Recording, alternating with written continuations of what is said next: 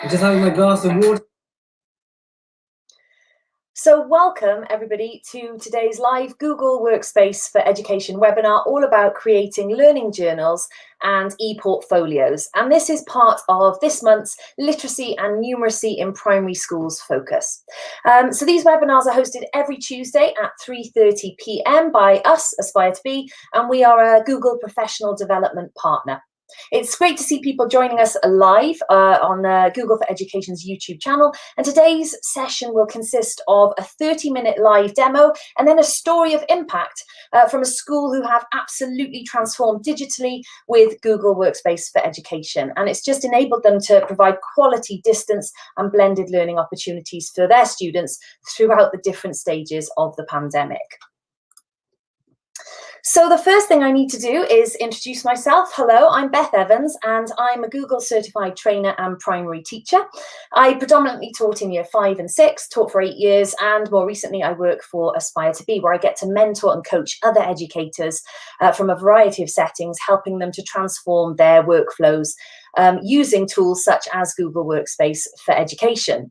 And I also was able to experience firsthand in my school how Google Workspace for Education completely transformed what we did. And later on, you'll be hearing from Bryn Primary School in Caerphilly, South Wales. And this includes Michelle Ward, who's Key Stage 2 teacher and deputy head, Kerry Coker, and she's a year 4-5 teacher, and Lucy Robinson, who is a Lenco and Wellbeing Lead. And they'll be explaining how teaching and learning has been transformed, but also how it continues to evolve and innovate through the use of Google Workspace. So before we get stuck in, I want to highlight the resources that are available for you guys who are interested in Google Workspace for Education. And I would absolutely recommend that you head to teachfromanywhere.google. And if you head to here, this is a great resource for yourself, your colleagues, the wider school community, and it will really get you started on that journey of enhancing the use of technology in your organisation. So if you haven't already seen it, check out teachfromanywhere.google website. And this was developed over the last 12 to 18 months, and they continue to add new resources to it really frequently to ensure that both teachers and students can continue to develop their distance and blended learning.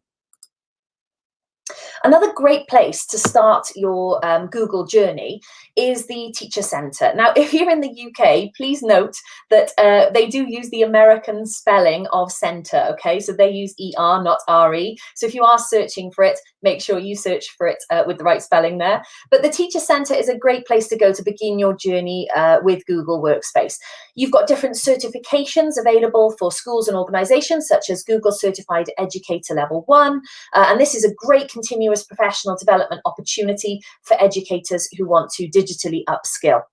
And also by completing the certifications in the Google Teacher Centre, it's just a really great way to ensure that all staff have a basic level of skills, a benchmark of sorts.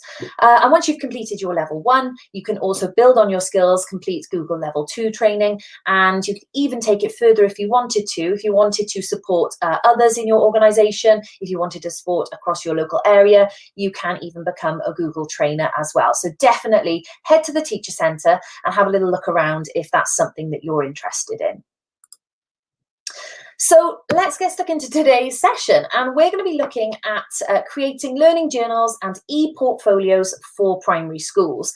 And I'm going to, at this moment, stop sharing my screen, and I'm just going to get my demo screen up for you guys, and my colleague Craig will, in the background, he's working hard, he will bring it up once it's ready. So just give me a second to do that. Okie dokie. So hopefully you can see my screen now, and Craig should have brought that up for you. And this is all about creating learning journals. Now, I love to use a tool called Slides. You might be familiar with it if you are familiar with the Google suite. And the first thing that comes to educators' minds with Slides is that it's a presentation tool. And whilst it is a presentation tool, there is so much more to Slides and what you can do with it. So I'm going to show you today how we're going to use slides to create that learning journal. Now, as a teacher, time is obviously your most precious resource. So you're going to want to either create a template for yourself, or I can show you some really nifty sites where there are templates already available. So two of my favorites, and I pop them into my bookmark bar here for you, are Slides Mania. And if I click that, you should be able to see it on my screen. And Slides Mania has a variety of pre-made templates. And not only that, but if I scroll to the top, they've got a specific education section, okay? And this is brilliant. You can go to notebook style, and you can see that there's lots of different ones available, and you can save them really easily. So let me show you that. I can click if I like the look of this one. You click into the template, and I scroll down, and you'll get a button that says open in Google Slides. If you click that, there you are, you're into it. Top right, you want to use the template. And give it a second, because what it's doing is it's just popping a copy of that slides straight into your Google Drive. And you'll see it will open automatically now. And this is now my copy of the presentation. So I can get to work on that. I'm going to jump back into my Google Drive. So you can see here, I've prepped for today's session, and I've saved a couple of templates that I like the look of, just so that I could show you guys. So I just followed that process and I saved them. Another great website, so that was Slides Mania. If I click on a new tab here and I click Slides Carnival, much the same, okay? And they're all free templates that you can use, and you can search across the top for different things. So playful, business, elegant, there's lots of different themes. So just have an explore. And I'm going to head back into my learning journals here. And I want to show you this one. So I've settled on this template here for my ePortfolio or learning journal. And I've adapted this template. So it didn't quite fit exactly what I wanted to do for my class. So I'm going to adapt it as we go. First things first, really simple. You can edit all the toolboxes. So all of these templates are completely and utterly editable. So I'm just going to pop my name in there. You can also copy and paste really easily. So if I click that, you've got the option to right click and go copy and paste, or if you're on a different device, it's Control C, Control V, or Command C, Command V, depending on what device you're on. So I'm just going to copy that text box and position it underneath here. And I might call this, for example, Week 2 Journal, just so that my students understand what it's all about. Then I'm going to head to the next slide here, and I got a template, but obviously I need to add some content to that. So I'll just change the title. Oops, sorry about that. I'll put here your guide to activities in week 2. And what I'm going to do is move this text box. It's super easy to move a text box, okay? When you get the 4-arrow cursor there, just click and hold and drag, and you can pretty much move it to wherever you want, which is why I love using slides, because it's so flexible. If you want to resize the text box, you can just drag the corners, or you can drag the points on the center of the line, okay? Now I might, oh, excuse me there, I'm on my other desktop. So I might type some information into here for my students. So hi everyone, Miss Evans here, and then I'll say something like work through this slides and complete the activities. Then I might want to add an image. Now, a good little tool to have, my class were really responsive to this, was Bitmoji. So I don't know if you guys have already got it, but you can actually head to the Chrome Web Store, and you'll see up here on my toolbar, I've got the Bitmoji extension, and it is installed here. So if I wanted to, I could just go straight into it, and I could, for example, type in hello and see what ones come up. You can then just click, you can copy the image, and I can right click and paste, and it will pop it straight into my slides there for me. Now my class love Bitmoji, so that's why I do use it here. So if you like Bitmoji, head to the Chrome Web Store, and then you can install the Bitmoji extension into your toolbar, and you can use that across all of your Google tools then. Now on the next page, I'm going to insert a table. So I'll go to insert here and a little bit lower down, table. And I would like, let's say Monday to Friday, so that's 5 rows and 2 columns. And you can see it's there. I'm just going to make the lines a little bit thicker so you can see them. It's probably a little bit too thick now. There we go. And I'm just going to put the days of the week. And there's a reason that I'm doing this, because I want to show you how you can actually hyperlink each individual slide. And on the left, if I scroll down, you'll notice I've got days of the week, Monday, Tuesday, Wednesday, and so on. And what you can do is you can add things like click here for Monday's activities, okay? And if you then navigate to the slide that says Monday and click there, you'll notice if you keep an eye on the omnibox at the top here, otherwise known as the address bar, but in Google it's the omnibox, okay? You'll notice when I switch from slide to slide, the end of the address changes. It's because each slide has its own kind of address, so you can actually link to individual slides. So if you head to the Monday slide, I'm going to just copy that link and head back to the slide that says click here for Monday's activities. And I'll just highlight that, head up to the link button in the toolbar, and then paste that link in there, apply. All that means now is that your students can come straight in, they can click for Monday's activities, and it will take them straight to slide 4. So it's just a nice, easy way to guide students through it. Certainly if they've got additional learning needs and they find navigation a little bit tricky, it's just a nice little tool to have up your sleeve.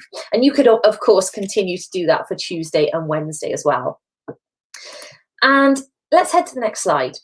All of these icons that come with the template are completely editable. So let me just show you that now. I'm going to move this to the side. We've got a shape here that was in the template. If you want to resize it, just pull out and resize it as you wish. I'm going to position my text, so just click and hold to drag it. And you may decide that you want to make the text a little bit bigger. So I've highlighted the text, and up in the toolbar here, you've got font size. You've got the handy plus and minus buttons. So you could just keep clicking. I might have to make that box a little bit longer to make it fit. Or you can actually type in the font size that you would like. So I could see, for example, 96, and then I'm just going to center that there. So that's how to resize and tweak the template for you. As we move through, I might think, right, I've got a literacy task. We're learning about idioms this week, but I want my kids to watch a video and I need them to watch this. So what I've done, I've planned ahead in true Blue Peter fashion. Here's one I made earlier. So I've gone through and I found a video on YouTube and I popped the link in my speaker notes. So I'm going to copy that link. Now, if you want to insert a video, if you head up to the toolbar, click Insert and then Video. And you can actually paste the link if you know it. Otherwise, you can just search. So I could search for idioms and then it would just come up here. But I'm just going to paste the link into there. And you'll see now this is the video. Click to select and then select. And give it a second and it will insert the video here. Now, one of my favorite, and I think one of the most underused tools within slides is across here. And you get some additional options for how you want the video to play. Now, I know, for example, having watched this video, and you can watch it here, okay, you can preview it. There you are. I know for a fact that the interesting stuff doesn't begin until 44 seconds in. Now, as teachers, you guys would probably know that if you haven't hooked your students in within 45 seconds, you've probably lost them already. So I want this video to start exactly when the action happens. So I'm going to put start at 44 seconds, okay? And once you're happy with that there, you can just go back through. And I know now when I click back onto it, it's going to start at 44 seconds. You can also end it as well. So even if you had a really big video and you just wanted to show them a short portion, you could use this tool. So that's now set to start at 44 seconds. And I'll head on to the next page. I've got a literacy task, okay? We're moving on from our idioms. They've watched the video and now they're going to add their own stamp to it. So Once we've got our table in, I'm going to add another column to this table, okay? And I'm going to just highlight a column and then right click, and I get the option there to insert a column to the right. So I'm going to click that, and you can see my column is now in there. So let me just reposition this slightly so that I can get it back on the page. Here we go.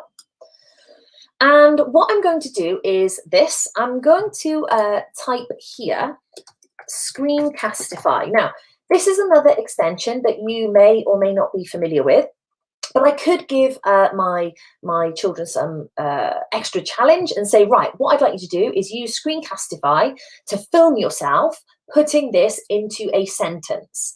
But I'm obviously going to need to give them an example here. So what I could do there, and you can see up here, I've installed the extension for Screencastify, okay? And I've got my options here. Let me just get rid of that pop-up. And you've got the choice to embed your webcam, or you can have desktop webcam only browser tab. So I could just pop myself into the webcam, as in small on the screen, but I might select webcam only. Okay, what I would do then is I would record. I'm not going to do it right now because it doesn't like it too much while we're in a broadcast. But you can record a video. It will save to your Google Drive, and you can pop the link straight in to Screencastify there. And I've worked with so many schools now, and they absolutely love using Screencastify. So if you haven't had a look at Screencastify, do check it out. We're getting towards the end of our activities, but we're on to the numeracy task now. Now, what you can see here is an image, and I'm moving it around to show you. So this is, for example, something that I've just grabbed, a quick snap of a workbook or, a sheet that I've got, but I want the children to be able to actually answer on top of it. So there's a really simple way to do it. We're just going to insert a shape. So you can go to Insert and Shape, and we'll go for the square here. I'm just going to draw over the box that is there. And then we've got some options. We can change the color of it. We can do lots of different things with it. So I'm going to change the color to something nice and bright that my kids can see. Let me go for, here we go, a nice green box. And what you can do then is, if I double click in the box, you can, of course, type an answer. So I could put an example in there, okay? The only thing I probably would do is, when I've got my cursor flashing, I would center it, just so when the kids click into it, it'll put their answer bang smack in the middle. I'm just going to duplicate that shape and pop it over the other answer here and shrink it down a little bit so it doesn't go over the sheep. There we are. So that's a really quick way to make a worksheet editable for you guys.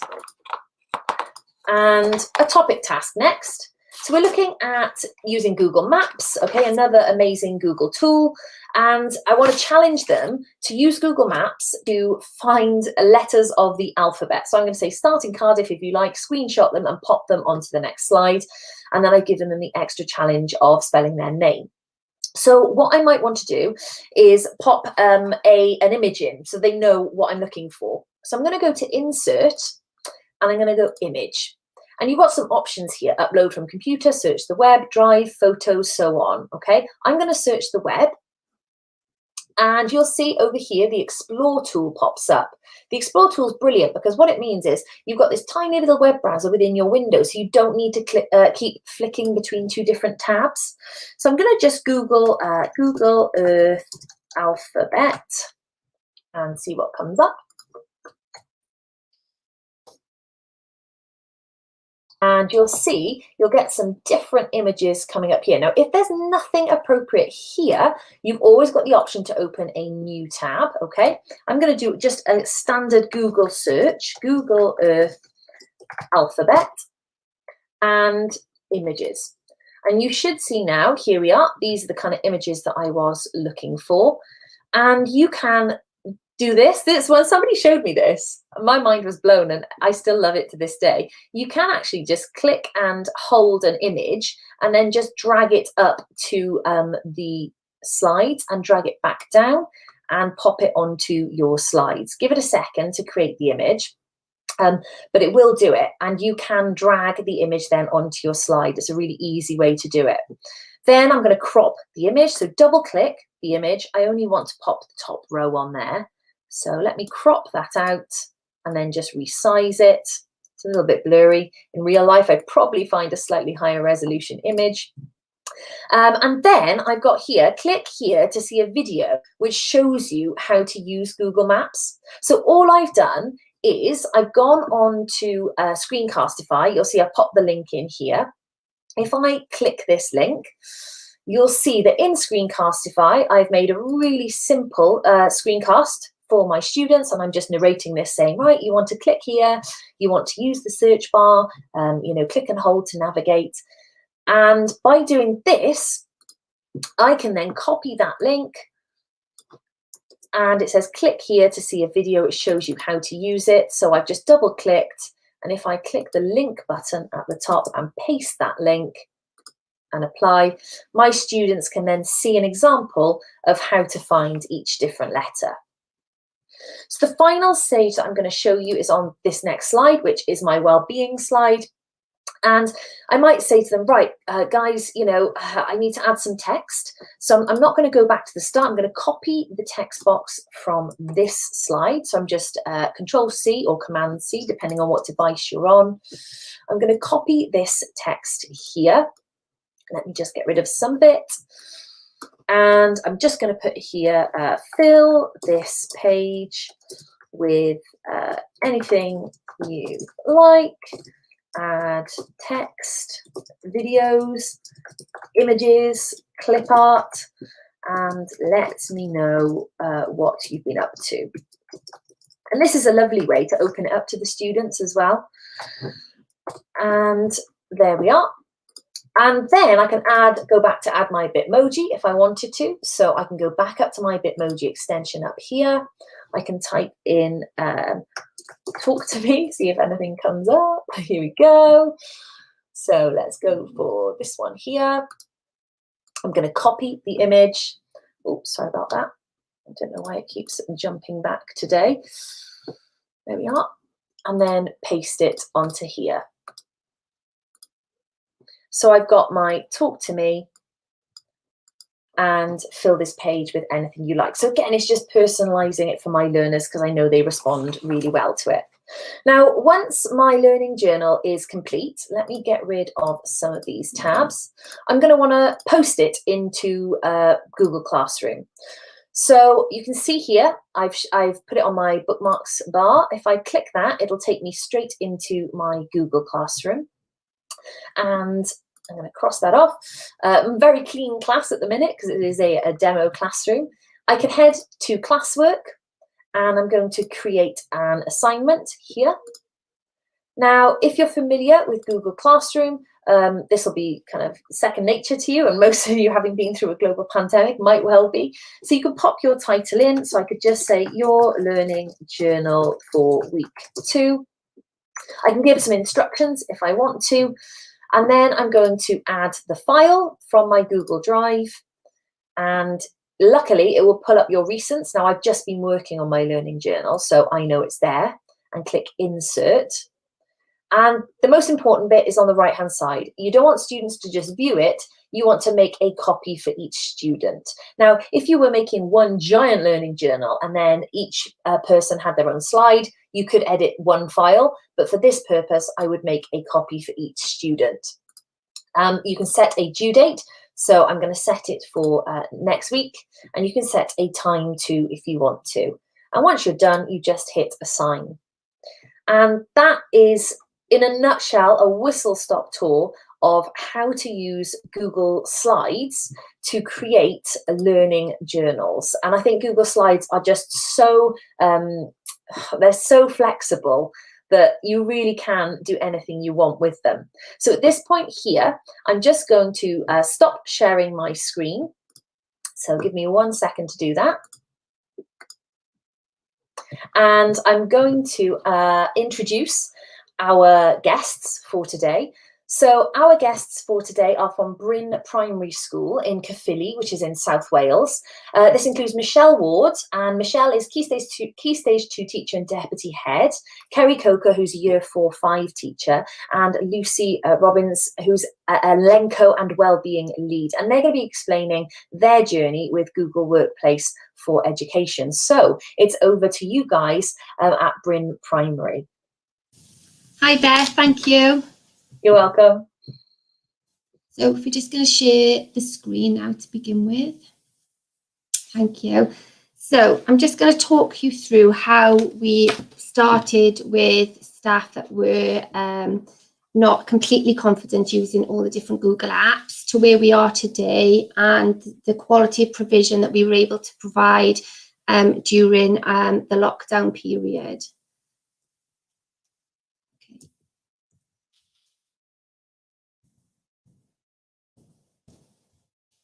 Okay, 1 second.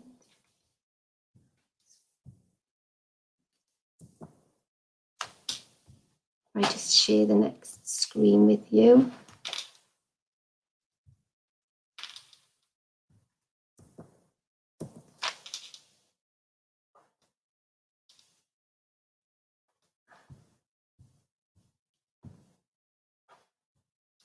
Okay.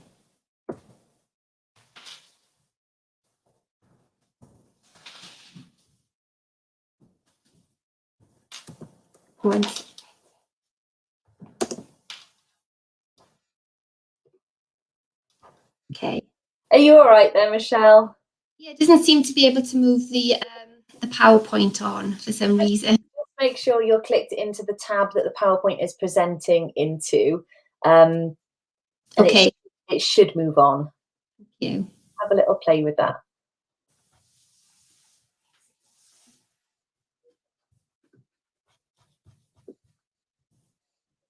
I wonder if now's the chance to ask your colleagues, Michelle, to bring them in. There you go. You're back on track. Not to worry. Well done.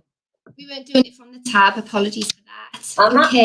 That's live demos, folks. That's how it goes. That was my biggest worry. Okay, thank you. So we're just going to start with our school context. As Beth has said, we are a small primary school situated in Pont-Lampraith in Caerphilly. We very much pride ourselves on being a community school, and we are at the very heart of the community. We cater for pupils aged 3 to 11, and we currently have 164 pupils on roll. We have 8 teaching staff and 7 support staff, and then within our staffing, we have full-time staff and job share and part-time staff. So thinking about our own Google journey and how it all began. So 3 years ago, we were very much in a transitional stage. We were a new senior management team. We were a new head and a new deputy. We were working very hard at this point on our new vision, and we wanted that vision to be at the core of all our teaching and learning. So during this time, we spent a lot of time looking at provision across the curriculum. Then when we got to our ICT provision, the first thing we did really was an audit of equipment.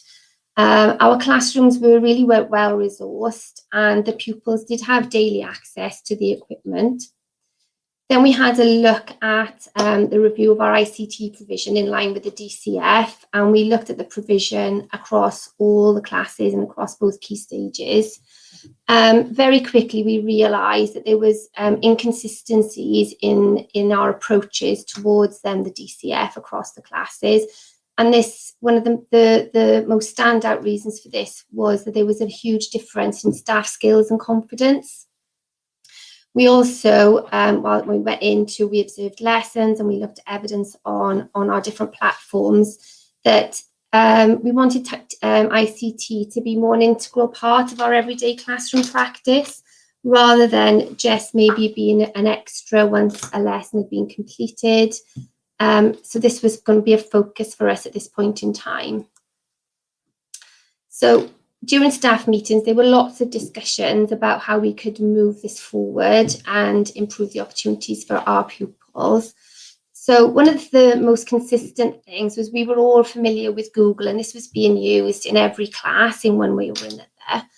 And then discussions followed that with Google, we knew that it was accessible from any device, and classrooms had Chromebooks, laptops, and iPads.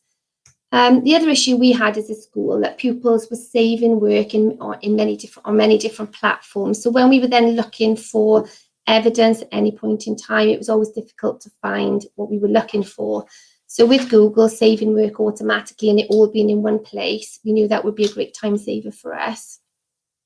We also looked at Google Classroom, and very much going through it, realised that this was going to promote independent learning. And this was also part of the vision that we were trying to embed throughout the school. And also this virtual collaboration. So collaboration from pupil to pupil, collaboration from staff to pupil, and also from staff to staff. So looking at Google Drive and where we could share planning and resources. And then finally, linking with parents and bridging the classroom to home, so that if a pupil had completed a piece of work they were particularly proud of, this gave us a platform so they would be able to share this with parents immediately. So this is where Aspire to Be came in. We definitely wanted this to be a whole school approach. So we wanted all staff to receive the training. So this would ensure then sustainability and also consistency. And we also saw this as a very good opportunity for professional development. From our audit, we were very well aware that all staff had a very different skill set. So when we went into the training, some of the staff were very proficient already, and we were starting right with beginners. So we all took the training. It was intensive 3 days training. And by the end, I'm pleased to say that all our staff passed, and we were all level 1 Google educators. So once that training was completed, it was then how then were we going to use that training and utilise the skills to impact on teaching and learning, and also thinking about our vision in terms of pupil independence and this virtual collaboration. So we started with staff and we looked at Google Drive, and the first thing that we implemented is all staff would use Google Drive to share planning and resources, which obviously would make this easier. If we were to share resources, staff knew there was this central platform they could go to, and it made it easier to share planning, particularly in classes where there were job shares. The next thing was the pupils and how we could now make this integral part of our everyday teaching and learning in the classroom. We very much had to upskill the pupils. So we gave all the pupils passwords, and time was taken showing pupils how to use the passwords and log into their Google Classroom and the Google Apps. We also elected DigiWizards in each of our classrooms, so then they could support peer-to-peer learning with other pupils in the class when looking at the Google Apps. And then from this, then we saw pretty much straight away, they picked up the new skills much more quickly than we would as adults. And we could see the pupil independence happening very, very quickly, to the point where pupils were using the Google Classroom, the Google Drive for pupil planning. Also, we were using it in terms of planned opportunities for collaboration. So there were lessons where pupils were editing work, producing group presentations, and being able to work collaboratively using these Google platforms. Homework was a big one for us as well. Very often at the end of the week, we would be photocopying homework. Children that were absent were then missing. Obviously, it would cut down on photocopying. So by using Google Classroom, where we could upload the homework, if a child was absent, then it would be there for them ready whenever they wanted to have a look. And it also then promoted links with parents, because then they were able to see the homework that was being given to all pupils and provide the necessary support that was needed.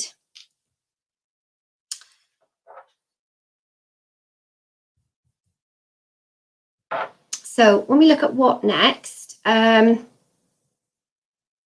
we very much had all of that in place. So by the time we went into lockdown on the Friday, we were up and running by Monday. So I'm just going to talk you through now how this was achieved. So first of all, we looked at staff planning, and very quickly we were able to adapt and reshape the format in line with live learning. This format was based on an EAS model. All of this planning was shared on our Google Drive. So staff could use it as planning, particularly, again, as I said before, in the job share situation. We also had our user, parent and staff agreements up and running through Google Forms.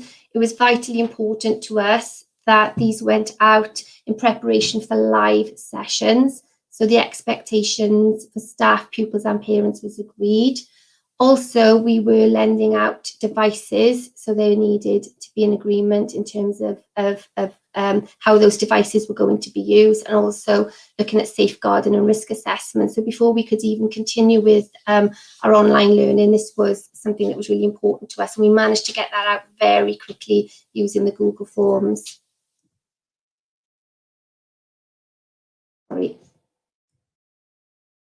Then we're looking at communication and collaboration. So one of our TAs, she very quickly put together a guide to completing assignments online using Google Classroom. This document then was at the start of every year group's Google Classroom, so that it would support families in accessing the online resources, also for pupils that weren't quite sure that was on there. So every time we set an assignment, parents or whoever was supporting the children could go and have a look at this document in order to support them. Then we had to look at blended learning and how Google Classroom was going to be able to support the expectations that we'd set in the classroom. So we very much looked at the Google apps that were able to support our enriched virtual classroom and our flipped classroom. So for our enriched virtual classroom, we very much found that Google Classroom was ideal for this, in terms of staff could deliver live lessons, they could deliver recorded lessons, which could then be uploaded as an assignment to Google Classroom, or they could write in the instructions within Google Classroom as an assignment. And then the pupils then could log on, and then they could choose then how they were going to turn in their work. If they did it away from the laptops, they could handwrite it, they could take photographs, and then these photographs could be uploaded to their Google Classroom, which would then be immediately marked by the class teacher. Some of them would use the other apps and would use Google Docs or Google Slides, and once again they would upload that to their Google Classroom. The work would be turned in, and then that was immediately marked by the class teacher. Now that could be whether through audio or leaving comments on the work, or just a mark in the work in the boxes provided. It also supported our flipped classroom, in that it allowed pupils to apply their knowledge and understanding, share their ideas and deepen their knowledge.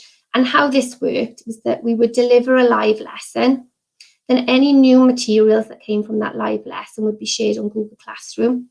There would also be a discussion in the live lesson about expectation, about any new concepts.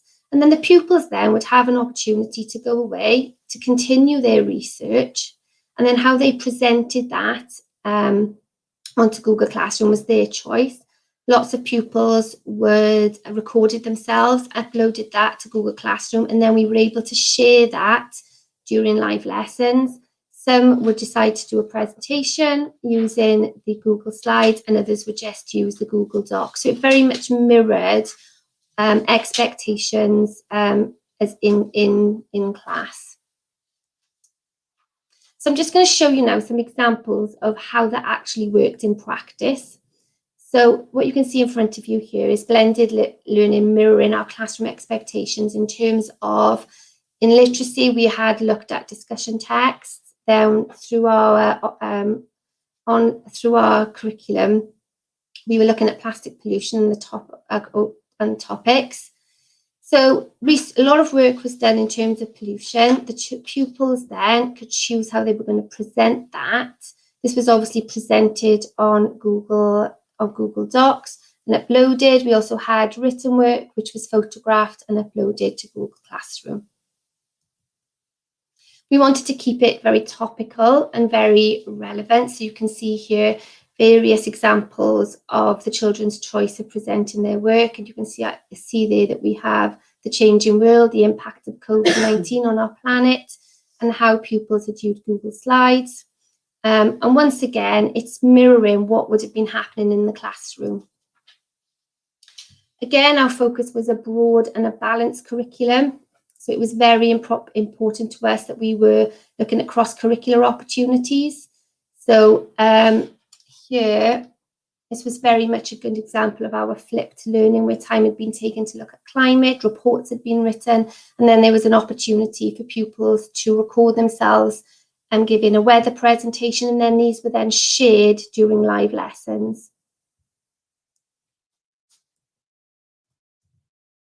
Reading was something that we very much focused on, and how we could use Google Classroom to ensure that our children were reading down the lockdown period. So we were already using accelerated reading in school. So we set up a Google Classroom reading where pupils were able then to access books. So they would complete an online assessment, and then from that, they were assigned books dependent on ability. And then they would complete a quiz. And from this, we could then track the progress. We could track how much time was being spent reading. And as you can see there, 81% of pupils were accessing this resource. And what we found was when pupils then returned to school, that they'd continued to make progress in reading throughout the lockdown period. So we've continued with this now on return to school, and we're still using this within classroom as part of our reading. We were delivering live lessons, and again based on our flipped approach. And there's an example there of how that was planned, the links, and also at the bottom you'll notice here that we were also including tips for parents and also the skills that we wanted pupils to be looking at when they were completing those tasks. So when we're looking at where we are now, we are all using the Google apps. They're fully embedded in all classes. We very much are using our accelerated reading, as that was one of our success stories during lockdown. At the moment, we're now developing a Google Classroom for professional development. So this is a resource where teachers can log on and any professional development opportunities and courses for staff are on there, and then they can access these in their own time. We're going to continue to use the shared drives to develop the new curriculum for Wales, and also Google Apps to continue to develop our slow model. And then finally, in terms of looking forward, we would hope that staff would have an opportunity to complete their level 2 training. So I think all the training that we had over the 2 years prior to lockdown fully equipped us as a school to deliver the best opportunities for our pupils and ensure the best quality resources, materials on a platform they could all access confidently and independently during this lockdown time. So we were very pleased with the quality of the work that was being produced and submitted. And also we were at a point where we had 100% engagement in activities provided by staff. So that's my little bit finished on our journey and where we started and where we are now. I'm now going to hand you over to Mrs. Coker, who's going to talk to you about it as on a staffing level.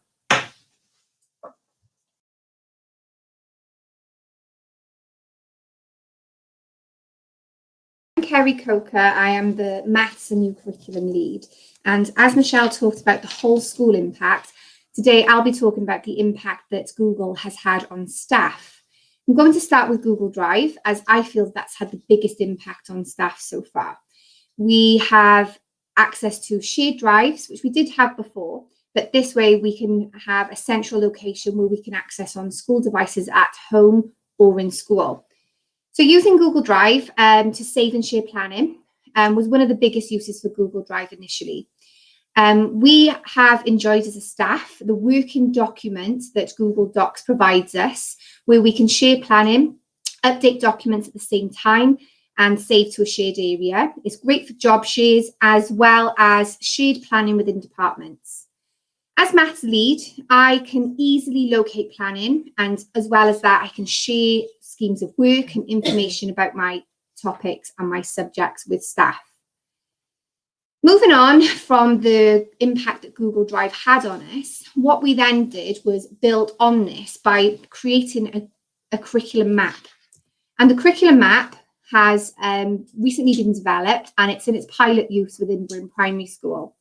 So building on from our ability to share documents and work on different folders at the same time, I used all the information that had been saved onto Google Drive.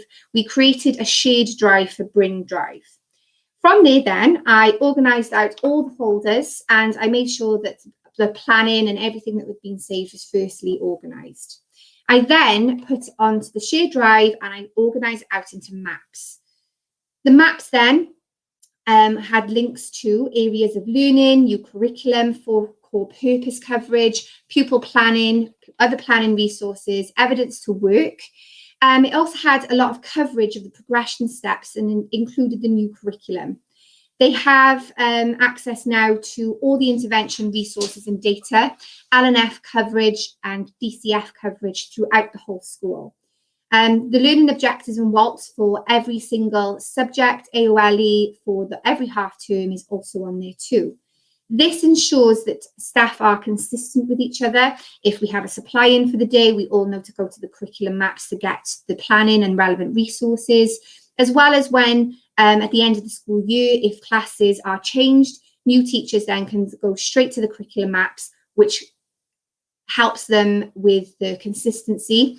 As well as that, it's not just the consistency, it's progression throughout the school. So we can see from the progression steps 1, from the nursery children all the way up to year 6. There's on the Google Docs, I've created a great sense of progression and coverage for the new curriculum, which is obviously still being developed.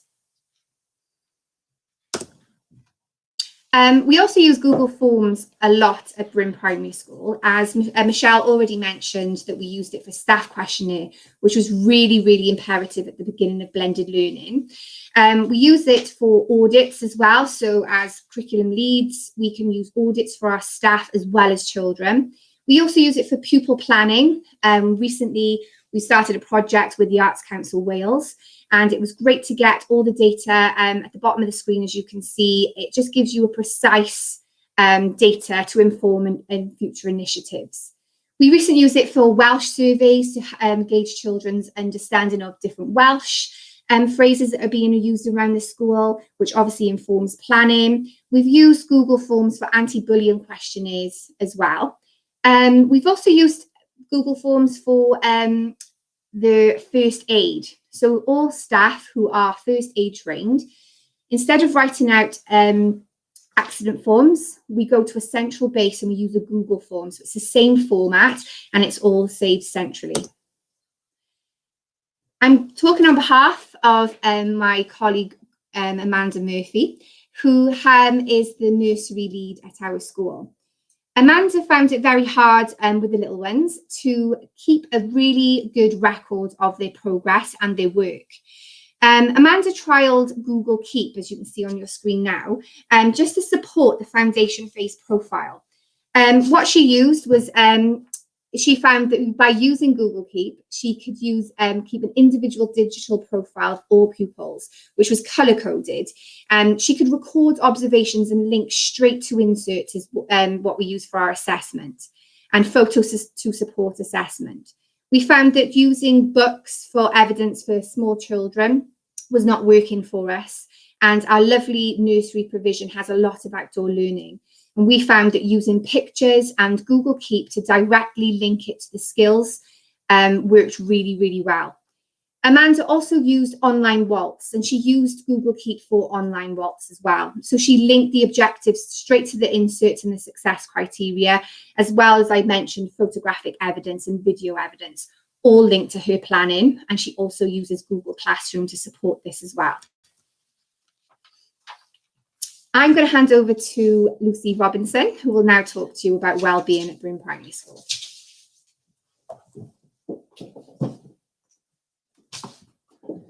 Hi there, I'm Lucy Robinson, the Elenco and Wellbeing Lead.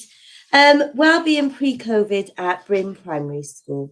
So we had planned wellbeing sessions, which included ELSA sessions, which was groups or individual pupils, circle time, SEAL sessions, healthy schools and the Daily Mile. Obviously then came lockdown. So what we did was we ensured that we had a wellbeing Google Classroom that again would mirror our school-based approaches to delivering all aspects of health and wellbeing that we provided for our learners through our existing school planned activities.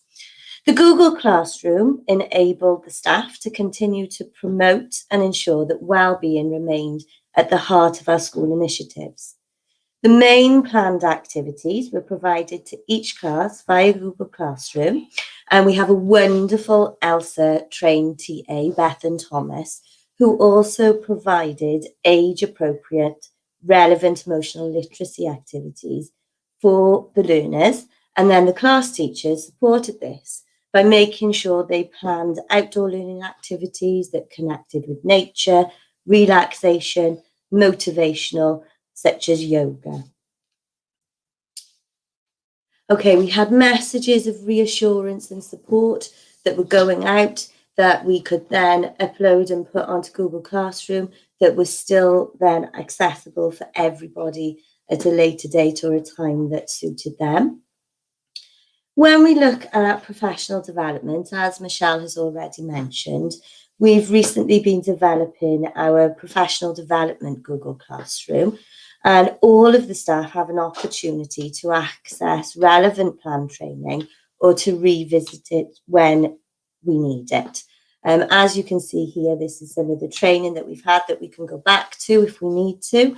And also the staff wellbeing care first support was also provided by the local education authority. So moving on from this, what worked best for us? Well, as a learning organisation, we found that the whole school wellbeing projects worked really well. These supported the topical issues that had been mentioned before that were highlighted within the wider community. And this then, the engagement of learners and families was at its highest.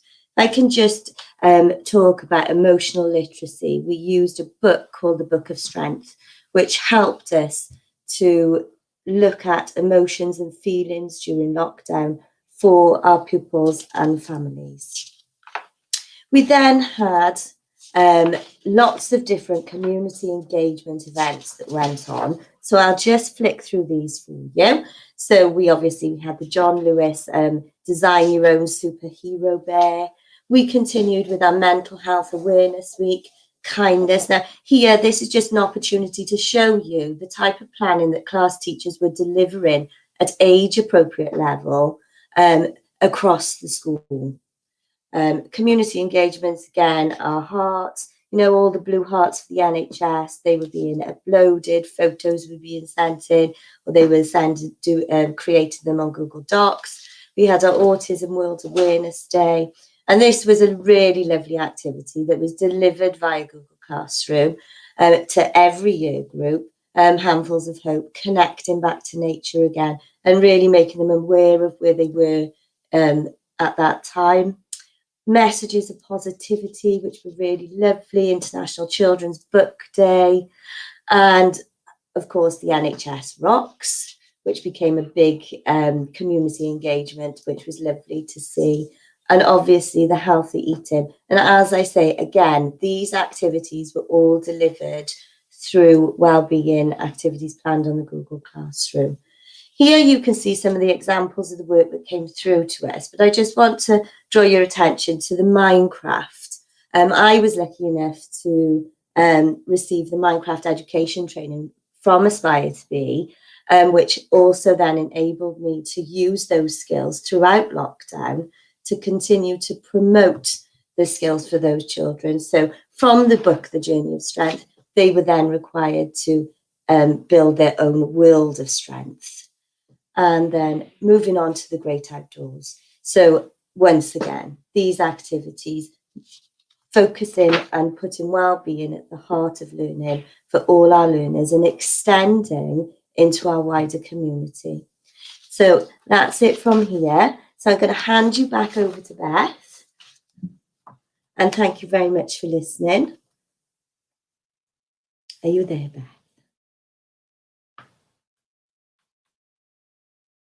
I'm on mute. I've done the classic 2020/21 thing of being on mute. So I apologize, everyone. But thank you so much for sharing that with us, everybody from Bryn Primary. Your journey has been quite something, to be honest. And I found myself actually smiling at the screen then when you were talking about how innovative you've been with the things that I picked out. 100% engagement from pupils, which I just think is incredible. The use of Google Workspace for early years, which you've just been really innovative in using, and then focusing on the well-being, and then the Book of Strength, and seeing all those images of your pupils who, you know, were at home staying safe, but still so connected to one another. It gave me goosebumps. So I've got some questions for you, if you wouldn't mind answering, please. So my first question for you guys is, what's the most innovative project or task that you've seen a pupil use Google Workspace for? I think, as Lucy was talking about, our sort of most innovative projects were definitely the whole school projects. And I think the Book of Strength that Lucy spoke about, we had nearly 100% engagement on that. Something that really engaged the pupils from nursery right up to year 6. And it was nice to see almost the progress from nursery to year 6 in terms of what they were submitting on Google Classroom. So, for example, year 6 were very much looking at Google Slides and doing presentations, whereas down in nursery, it was very much photograph based and little videos. And I think it was such a positive a task for all the pupils. I would say if I had, out of all of the ones that we did, that would be one of the main ones. I think in terms of the older pupils, I teach year 6, it was very much that flipped approach. So when we were looking at climate change, and they were doing all the research on weather and comparing climate change in different countries, and then moving that into their own weather presentations, and then recording themselves and then sharing that on a live lesson. I think that was something as well that proved to be very successful. But definitely our whole school projects that Mrs. Robinson shared, with wellbeing at the heart of everything that we really were doing at that time, was probably the most successful and the most innovative for us as a school. Definitely, and seeing the different responses using the different tools just shows how Google Workspace can help personalize the learning for the different ages and different needs of different learners. So thanks for that. That was so interesting. My next question is a good one. Do you have a favorite Google app? I think in terms of the older pupils and looking back at, you know, that lockdown experience, and actually when they're in the classroom, they very much like the Google Slides, because it allows them to be very creative. They choose how they want to present the slides, they're choosing their images, they're putting in the information. So I think in terms of creativity, and that's something that we very much promote in here as a school as well, that Google Slides, I would say, particularly for the older pupils, is probably one of their favourite apps, most definitely. I'd have to agree with you on that one. As you can see from my demo, I'm a big Google Slides fan. So we are on to the final question, which is, so what's next for Bryn Primary School? Well, obviously carrying on all the good practice happening in the school at the moment. You know, I think having listened to the presentation, we've come a very long way over the 3 years. You know, we had staff at the beginning that were very nervous and unsure about Google and all the apps. And, you know, this was a huge team effort. So we are now, all the staff are very proficient in using the Google apps. So maybe looking at level 2 with you guys. And then, you know, that sort of long-term aim is a Google reference school, possibly. So that's where we would be, you know, that's where we'd like to be. Absolutely. And I think you are well on the way. So thank you so much for sharing your journey with us. Also, a big thanks to Craig, my colleague, who is hosting in the background. And I'm just going to click onto the next slide, which is to say thank you so much for joining us today. Massive thanks to Bryn Primary. Please do join us next Tuesday. Next Tuesday's webinar will be hosted by my colleague Ryan, and he will be leading a session all about reading and writing for primary schools using Google Workplace for Education. And hopefully there should be a banner at the bottom of the screen And my colleague might pop a link into the chat for you to sign up if you want to sign up for the next webinar, to just have that little reminder about it, and if you're interested in learning more. Finally, if you want to give us any feedback at all about today's session, please do scan the QR code on the screen or follow the bit.ly link, which is just bit.ly/GFE feedback. Let us know if there's any webinars you'd like to see in the future, or any ways in which we could improve these webinars going forward. So we really hope you've enjoyed today's session. Big thanks to Bryn Primary School, and hopefully we'll see you next time. Thank you. Bye-bye.